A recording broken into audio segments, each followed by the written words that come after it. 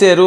So ఆ red book అమల్లోకి తీసుకొచ్చి రెడ్ బుక్ రాజ్యాంగాన్ని సృష్టించి ఈ రకంగా మీరు చేస్తారా? అదే ఇచ్చే మెసేజ్.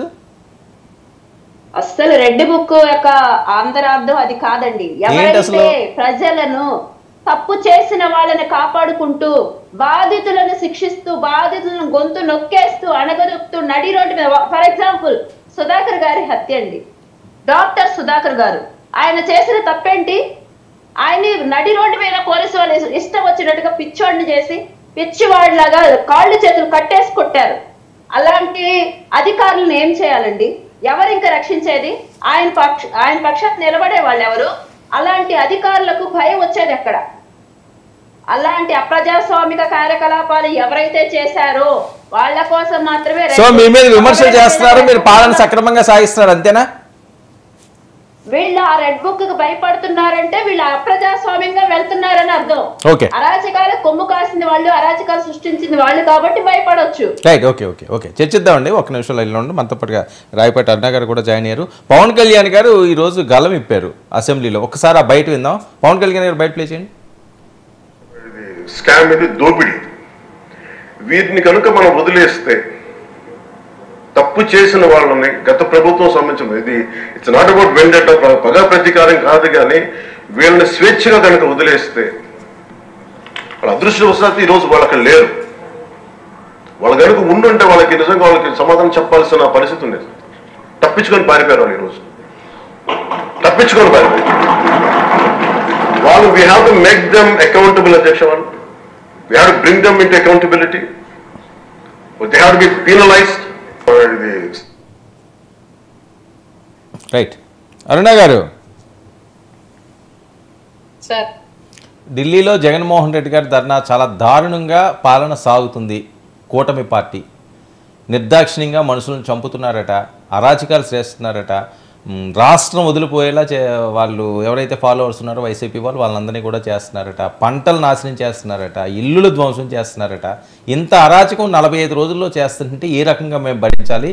రాష్ట్రపతి పాలన విధించాలన్నది ఆయన డిమాండ్. అది మోదీ గారిని, అమిత్ షా గారిని, రాష్ట్రపతి గారిని కలిసి చెప్పే మాట. సార్, ప్యానెల్లో ఉన్న మిత్రులకి, వీక్షకులకి మీకు నమస్కారం సార్. ఒక సామాన్య కార్యకర్తని జై వైసీపీ జై జగన్ అనలేదని చెప్పేసి గొంతు కోసి చంపినప్పుడు రాష్ట్రపతి పాలన అడుగుంటే ఈజీగా ఉండేది, మనం దాన్ని కన్సిడర్ చేయడానికి కూడా. మాస్క్ అడిగినందుకు ఒక డాక్టర్ని అసలు చట్టంలో ఉన్నటువంటి ఏ సెక్షన్ ప్రకారం అలా శిక్షించచ్చో కూడా తెలియదు ఇప్పటి వరకు కూడా. మేబీ లా చదివిన స్టూడెంట్స్ కన్నా తెలుసో లేదు నాకైతే తెలీదు. షర్టు విప్పి పెడరెక్కలు వెనక్కి కట్టి నడి రోడ్లో ఎర్ర నెండలో అతను అడిగింది మాస్క్, అంతమించి ఏమడగల. అట్లా శిక్షించినప్పుడు రాష్ట్రపతి పాలన అడుగుంటే బాగుండేది. రాష్ట్ర వ్యాప్తంగా ఉద్యోగాలు ఇవ్వండి మహాప్రభుని విద్యార్థులు ధర్నా చేస్తే నన్ను రేప్ చేయడానికి వచ్చారని చెప్పేసి, తాడపల్లి ప్యాలెస్ చుట్టుముట్టినందుకు నన్ను రేప్ చేయడానికి వచ్చారని చెప్పేసి ఒక మగ వ్యక్తి ముఖ్యమంత్రిగా ఉండి మగపిల్లల మీద రేప్ చేయడానికి వచ్చారని చెప్పేసి సెక్షన్ కింద కేసు పెట్టినప్పుడు ఆ రోజు రాష్ట్రపతి పాలన అడుగుంటే బాగుండేది. రాష్ట్ర వ్యాప్తంగా మాకు అమరావతి రాజధానిగా ఉండాలని ప్రతిపక్షంలో హామీ ఇచ్చి అధికారంలోకి వచ్చాక అమరావతి అనేది అమరావతి కాదు కమ్మరావతి అని చెప్పేసి అక్కడ ఉన్నటువంటి పేద బిక్కి వర్గాలను కూడా హింసించి దాదాపు 1500 రోజులు ఏమో వాళ్ళు నిరాటంకంగా నిరాహార దీక్ష చేస్తూ ఉంటే ఆ దారిలో పోయేటప్పుడు వచ్చేటప్పుడు పరదాల మధ్యలో పందికొక్కులాగా వెళ్ళి వచ్చాడు తప్ప ఏ రోజు వాళ్ళ కన్నీళ్లు చూడలేదు, వాళ్ళ బాధ వినలేదు. వాళ్ళు చేసే ధర్నా అన్నింటినీ కూడా కులానికి ఆ రకంగా వద్దులేండి మాటలు, ఏదో పర్సనల్ గా తప్పలేదండి. లేదు, జస్ట్ సటైరికల్ వాడు ఆయన, నేను తప్పనట్లు, అది తప్పు కూడా కాదులేండి. అట్లా ఆయన బిహేవ్ చేసినప్పుడు వాళ్ళ కన్నీళ్లు ఆపడానికి రాష్ట్రపతి పాలన అడుగుంటే బాగుండేది.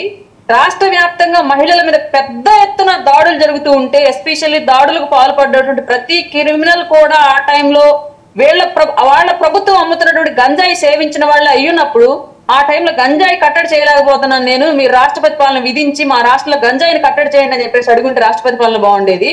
లేదు, ఇవన్నీ వద్దండి, ఇవన్నీ పబ్లిక్ ఇష్యూస్, పర్సనల్ ఇంట్రెస్ట్ మీద మా బాబాయిని చంపింది ఎవరో నాకు తెలియట్లేదండి, దాని గురించి మీరు రాష్ట్రపతి పాలన విధించి మా బాబాయిని చంపిన వ్యక్తిని పట్టుకోండి అని చెప్పేసి ఉన్నట్టు బాగుండేది.